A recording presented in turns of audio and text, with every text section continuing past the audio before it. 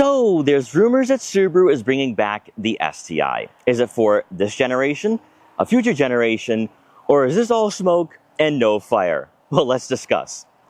In a recent podcast on Spike's Car Radio, Johnny Lieberman, who is the senior features editor of Motor Trend, had this to say about a future Sti. You're full of breaking news. You want more? I got more. What do you got? Yeah, go ahead. You're a fire hose tonight. Subaru is bringing the Sti back. Oh, wow. Subaru's bringing it back. They're going to use the 2.4 liter that's in the WRX, and it's going to make a lot of power.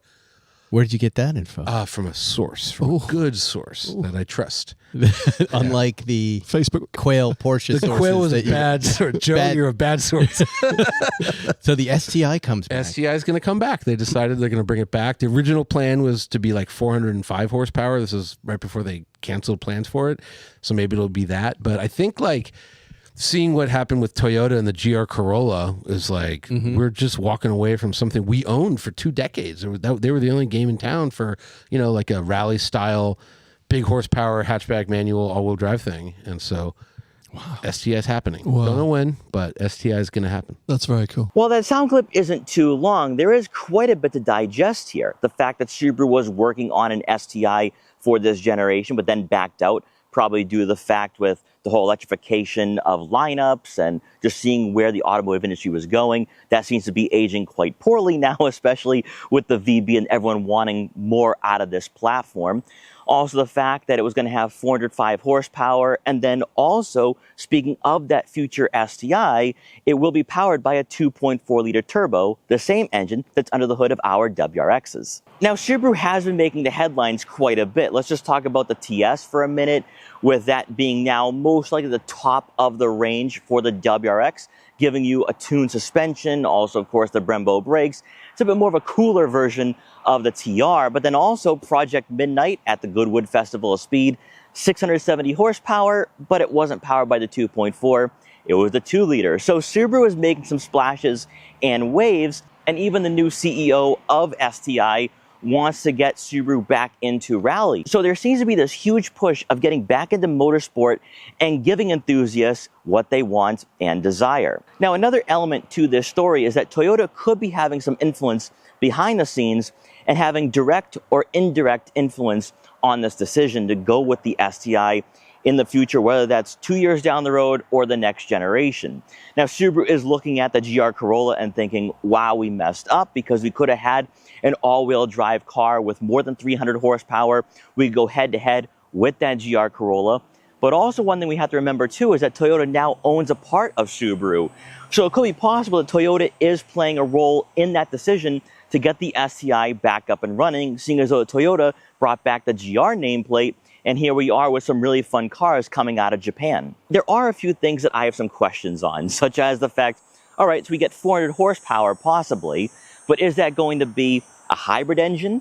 Is it just going to be a turbo with no electrification at all? Because with 400 horsepower, and with that being solely a gas-powered motor, that's better than the Toyota Supra, that is on par with the Nissan Z, that's way better than the Honda Civic Type R and the Integra Type S. That also leads us into pricing. So the top of the range WRX, which is the GT, is around $45,000. An Sti would be most likely $50,000 at the bare minimum, and I can only imagine it would be close to $55,000 looking at what other manufacturers are getting in this segment. The fact that Honda dealers are getting away with having a Type R $10,000 over sticker and people are actually buying it at around $55,000, $60,000, it wouldn't be out of the realm of possibility that Subaru would do the same with the Sti. Now that does hurt enthusiasts at the end of the day, but 400 horsepower is nothing to laugh at and is nothing to downplay at all. We also know that the 2.4 liter turbo can't handle that power, so there's a lot of excitement, but also confidence that Subaru can make this happen and make that car reliable if you're not going to tune it afterwards or modify it afterwards. But this also leads me into thinking that the TS is now an appetizer. Much like the TR was, the TS is kind of this platform and trim that we can actually see what a Sti would look like, with the Brembo brakes, with the adaptive suspension, with the full digital gauge cluster. I mean, there are things in the TS that we do not get in any other WRX.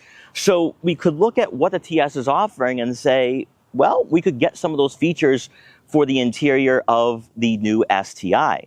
Now, obviously, this is all speculation, and I'm very hesitant to buy into all of this, even though this is an editor of Motor Trend, a large automotive publication. This isn't some random podcaster out on YouTube making these claims.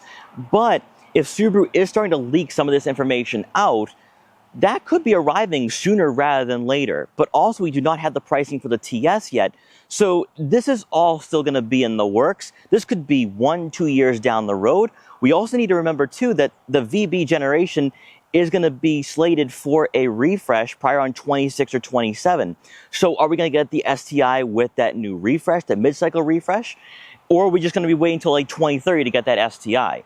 I think based off of what we have right now with the 2.4 liter turbo being somewhat confirmed, maybe not confirmed at all, but the fact that that is being thrown out there, this isn't going to be electric. This isn't going to be a EV version of the STI. This is going to be a gas-powered car. Now, Subaru is using hybrid technology from Toyota, and they'll be probably putting that in their 2.5s for the Crosstrek, the Forester, and the Outback. I don't know about the 2.4, but seeing as though what Toyota is doing now, hybridizing everything in the lineup, maybe we will get that hybrid out of the STI, but who knows at this point? This is all speculation.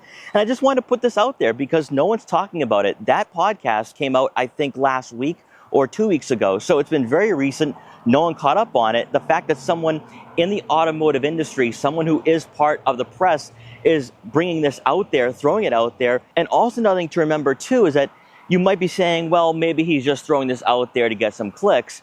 He did have Sam from Seen Through Glass on there. So would he make a wild statement in front of a large YouTuber just to get clicks? I don't think so. I think there might be some validity to that statement, but we're going to be waiting. So guys, let me know in the comment section below. Are you excited for an STI? Are you wondering what the STI is going to be? Do you think it's going to be hybrid or electric in some way, shape, or form? And also, do you want an STI now after experiencing the VB generation WRX for the past 3 years? Let me know in the comment section below. But guys, once again, thanks so much for watching. Take care, and I'll see you guys next time.